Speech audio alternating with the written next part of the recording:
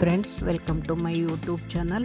ಇವತ್ತು ನೋಡಿ ನಾನು ಶೇಂಗಾ ಮತ್ತು ಕೊಬ್ಬರಿ ಹಾಕಿ ಚಟ್ನಿ ಪುಡಿ ಹಾಗೂ ಬದನೆಕಾಯಿ ಫ್ರೈ ಮಸಾಲ ತೋರಿಸ್ತೀನಿ ನೋಡಿ ಮಾಡಿ. ಈಗ ಫಸ್ಟಿಗೆ ಚಟ್ನಿ ಪುಡಿಗೆ ಅರ್ಧ ಕೊಬ್ಬರಿ ಬಟ್ಲು, ಒಂದು ಬಟ್ಲು ಶೇಂಗಾ ಚಿಕ್ಕ ಬಟ್ಲಿಂದ, ಆಮೇಲೆ ಸ್ವಲ್ಪ ಜೀರಿಗೆ, ಕರಿಬೇವು, ಮಿಕ್ಸಿ ಜಾರ್ ತೊಗೊಂಡಿದ್ದೀನಿ ಹಾಕೋಕ್ಕೆ. ಎಲ್ಲದೂ ರೆಡಿ ಮಾಡಿದ್ದೀನಿ. ಉಪ್ಪು ಹಾಕಬೇಕು ಸ್ವಲ್ಪ ನೋಡಿ. ಅದಕ್ಕೆ ಜೀರಿಗೆ ಹಾಕಿದ್ದೀನಿ, ಉಪ್ಪು, ಕರಿಬೇವು. ಈಗ ಖಾರದ ಪೌಡರ್ ಹಾಕಬೇಕು, ಸ್ವಲ್ಪನೇ ಹಾಕಬೇಕು, ಜಾಸ್ತಿ ಹಾಕಬಾರ್ದು. ಈ ಚಟ್ನಿ ಪುಡಿ ತುಂಬ ಟೇಸ್ಟಿಯಾಗಿರುತ್ತೆ, ನೀವು ಮಾಡಿ ನೋಡಿ. ಮಿಕ್ಸಿ ಮಾಡ್ತಾಯಿದ್ದೀನಿ.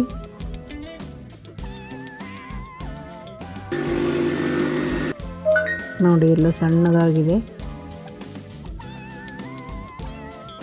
ನೋಡಿ. ಇದು ಚಪಾತಿಲಿ, ಅನ್ನದಲ್ಲಿ ತಿನ್ಬೋದು, ತುಂಬ ಟೇಸ್ಟಿಯಾಗಿರುತ್ತೆ. ನೀವು ಮಾಡಿ ನೋಡಿ. ತುಂಬ ಟೇಸ್ಟಿಯಾಗಿತ್ತು, ನಾನು ತಿಂದು ನೋಡಿದೆ. ನೀವು ಟ್ರೈ ಮಾಡಿ ನೋಡಿ ಚಟ್ನಿ ಪುಡಿ. ಹಾಗೆ ನಾನು ಈಗ ಬದನೆಕಾಯಿ, ದೊಡ್ಡ ಬದನೆಕಾಯಿ ಇರುತ್ತಲ್ಲ, ಅದನ್ನೇ ರೌಂಡಾಗಿ ಕಟ್ ಮಾಡ್ಕೊಳ್ತೀನಿ ಮೊದಲು ನೋಡಿ. ಅಲ್ಲಿ ಒಲೆ ಮೇಲೆ ಹಂಚಿಟ್ಟಿದ್ದೀನಿ ಕಾಯೋಕ್ಕೆ. ಈಗ ರೌಂಡ್ ಮಾಡ್ಕೊಂಡಿದ್ದೀನಿ. ಇವನ್ನ ಹಂಚಿನ ಮೇಲೆ ಹಾಕಬೇಕು. ಹಂಚಿಗೆ ಆಯಿಲ್ ಹಚ್ಚಬೇಕು ಸ್ವಲ್ಪ. ಹಚ್ಚಿದ ನಂತರ ಇವನ್ನ ಹಾಕಿ ಸುಡ್ತಾಯಿದ್ದೀನಿ ನೋಡಿ.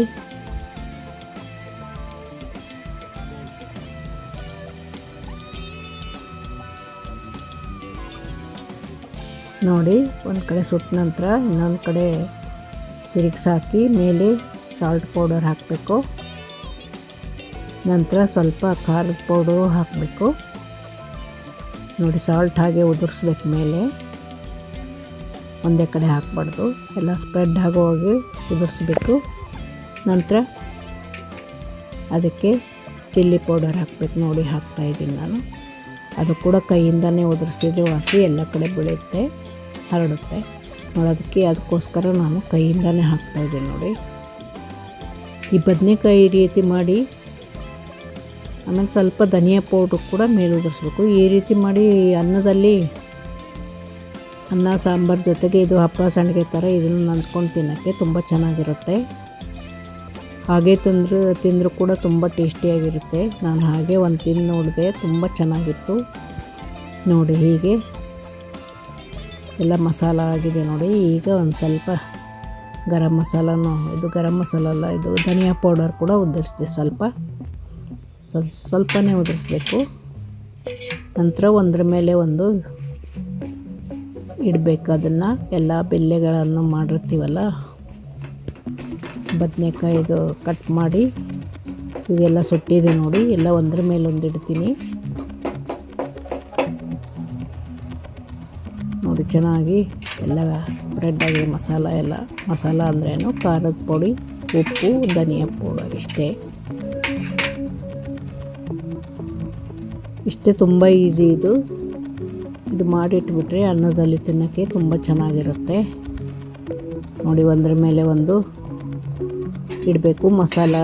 ಮಸಾಲ ನಾವು ಹಾಕಿರ್ತೀವಲ್ಲ, ಎಲ್ಲ ಕಡೆ ಹತ್ಕೊಳ್ಳುತ್ತೆ. ಈ ಥರ ಜೋಡಿಸಿಡ್ಬೇಕು ಅವನ್ನ, ಬದನೆಕಾಯಿಗಳನ್ನ ನೋಡಿ. ಹೀಗೆ ಜೋಡಿಸಿಟ್ಟಿದ್ದೀವಿ. ಈಗ ಒಂದು ಪ್ಲೇಟಿಗೆ ತೆಗ್ದಿದ್ದೀನಿ ನೋಡಿ. ತುಂಬ ಚೆನ್ನಾಗಿದೆ ನೋಡಿ. ನಾನೊಂದು ಹಾಗೆ ತಿಂದು ನೋಡಿದೆ, ತುಂಬ ಟೇಸ್ಟಿಯಾಗಿತ್ತು ನೋಡಿ. ಹಾಗೇನೂ ತಿನ್ಬೋದು, ತುಂಬ ಟೇಸ್ಟಿಯಾಗಿದೆ. ಥ್ಯಾಂಕ್ ಯು ಸೋ ಮಚ್ ನೋಡಿ. ಬದನೆಕಾಯಿ ಮಸಾಲ ತುಂಬ ಚೆನ್ನಾಗಾಗಿದೆ. ಹಾಗೆ ಚಟ್ನಿ ಪೌಡರ್ ಮಾಡಿದ್ನಲ್ಲ, ಕೊಬ್ಬರಿ ಶೇಂಗಾ ಹಾಕಿ, ಅದು ಕೂಡ ಚೆನ್ನಾಗಾಗಿದೆ. ಚಪಾತಿ